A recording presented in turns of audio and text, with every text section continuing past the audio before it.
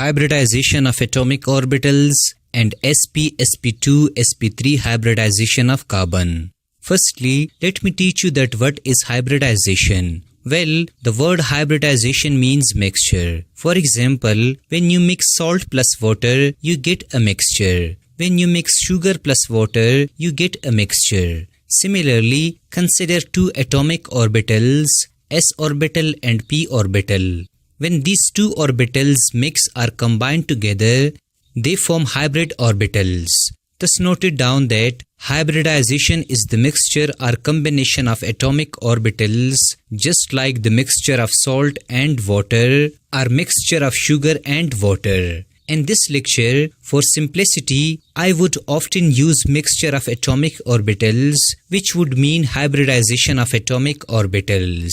I do so that you could easily understand it. Hence, we define hybridization as when different atomic orbitals of same or nearly same energy combine together to form new hybrid orbitals is called hybridization. For example, the energy of s orbital is smaller than p orbital, but nearly they have the same energy, so they combine together to form hybrid orbitals.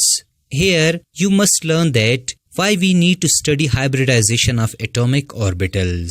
Well, hybridization of atomic orbitals teaches us two important concepts. It shows us molecular geometry or shape of the molecules. Secondly, it shows us the bonding of atomic orbitals. You will learn more about the molecular geometry and bonding of atomic orbitals in this lecture. Secondly, why atomic orbitals are hybridized, or why hybridization takes place. Well, there are different theories which explain this concept, but I am going to explain it very easily. Consider two types of atoms, A atom and B atom. Let A atom has two orbitals, s orbital and p orbital, while B atom have only one orbital like s orbital. Now let A atom react with two atoms of B to form a molecule. We can see that there is SS bond between A atom and B atom, while here is sp bond between A atom and B atom. We can see that SS bond is totally different from sp bond. It means that A atom form two types of bonds with the same atom of B, which is impossible, not understandable and 100% wrong. Thus, to solve this issue, we look at the hybridization of atomic orbitals or mixture of atomic orbitals. Now, s orbital and p orbital would combine together to form two hybrid orbitals known as sp orbitals.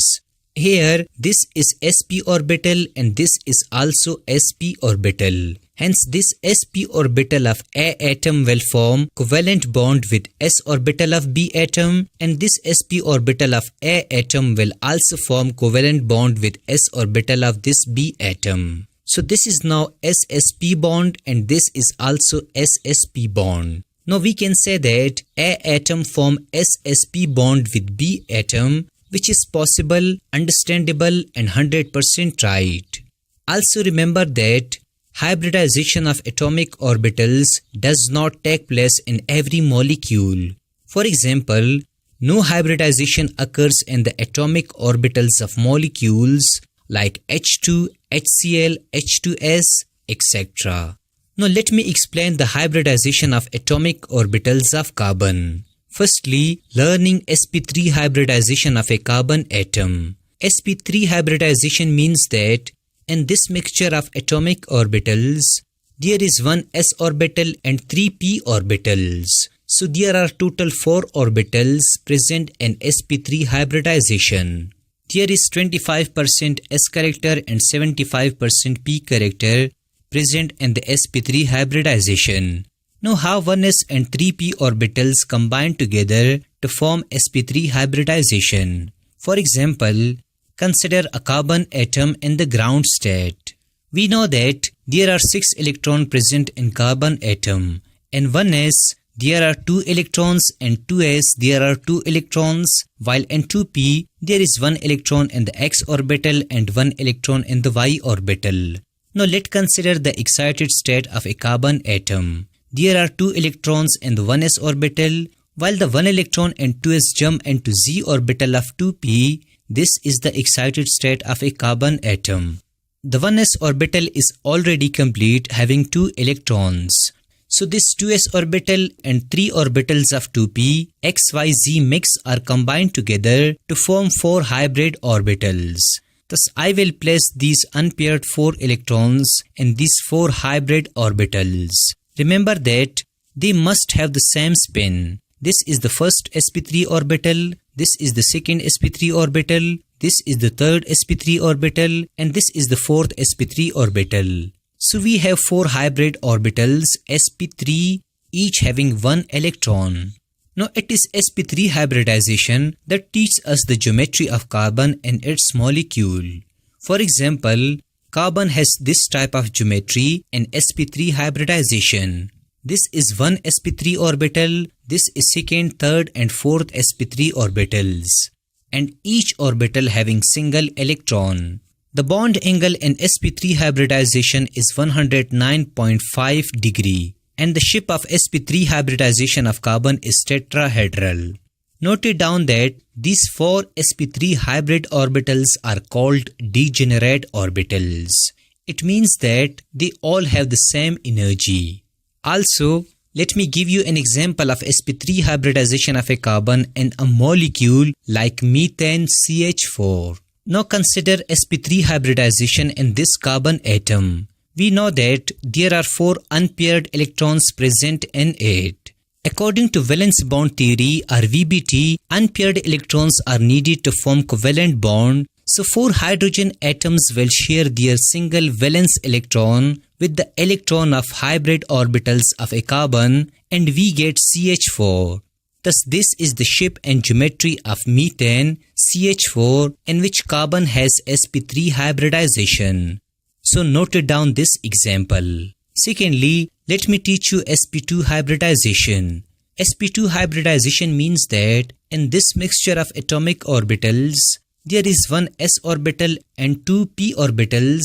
Hence there are total 3 orbitals present in sp2 hybridization, or there is 33% s character and 67% p character present in sp2 hybridization. Now how these orbitals 1s and 2s combine together in sp2 hybridization? Well, again consider carbon in a ground state. We know that 1s has 2 electrons, 2s has 2 electrons, and in 2p there is 1 electron in x orbital and 1 electron in y orbital. While in excited state of carbon, 1s has 2 electrons, 2s has 1 electron, and in 2p there is 1 electron in x orbital, 1 electron in y orbital, and 1 electron in z orbital. Now in the hybrid state, there are already 2 electrons present in the 1s orbital. We know that in sp2 hybridization, 1s orbital and 2p orbitals combine together. So this 2s orbital, x and y orbitals of 2p would combine together to form 3 orbitals of sp2 hybridization. Thus I will put these unpaired electron in these hybrid orbitals having same spin. This is the first sp2 orbital, this is the second sp2 orbital, and this is the third sp2 orbital. Lastly, I write this z orbital of 2p here. This z orbital is unhybrid orbital. It means that this z orbital do not combine with 2s, 2px and 2py. Also, it has more energy than all these 3 hybrid orbitals. Now carbon has this type of geometry in sp2 hybridization. This is the first sp2 orbital, this is the second and third sp2 orbitals. While this long orbital is the 2pz orbital, which is unhybridized orbital. These all orbitals have 1 electron each. Remember that the bond angle in sp2 hybridization is 120 degree, while the shape of carbon is trigonal. Also, let me give you an example of sp2 hybridization of carbon in a molecule like ethane. Let's consider sp2 hybridization in this carbon atom and in this carbon atom. Firstly, both the carbon atoms will form chemical bond by sharing the unpaired electrons in these sp-sp orbitals. Secondly, they both will share the unpaired electrons in the unhybrid orbitals 2pz. Then hydrogen will share its one electron with this sp2 orbital and with this sp2 orbital. Also, hydrogen will share its electron with this sp2 orbital and with this sp2 orbital.